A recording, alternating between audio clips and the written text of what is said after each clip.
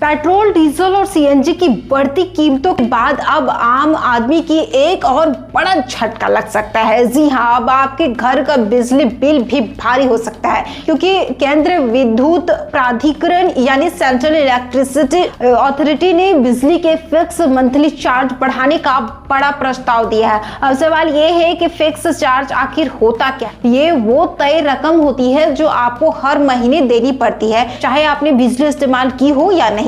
मतलब अगर आपका घर बंद पड़ा है तब भी बिल आएगा। रिपोर्ट के मुताबिक बिजली कंपनियों का कहना है कि उनके कुल खर्च का बड़ा हिस्सा फिक्स कॉस्ट होता है, जैसे कर्मचारियों की सैलरी, ट्रांसमिशन नेटवर्क रखरखाव और बिजली खरीद का खर्च। लेकिन इन कंपनियों को फिक्स चार्ज से बहुत कम कमाई होती है। अब बड़ी संख्या में लोग रूफटॉप सोलर लगवा रहे हैं और सरकारी बिजली पर निर्भरता कम कर रहे हैं। इससे डिस्काउंट कंपनियों की कमाई घट रही है। इसी नुकसान की भरपाई के लिए फिक्स चार्ज बढ़ाने की तैयारी हो रही है। प्रस्ताव के मुताबिक घरेलू और कृषि उपभोक्ताओं के लिए फिक्स चार्ज को कुल लागत के 25% तक बढ़ाया जा सकता है।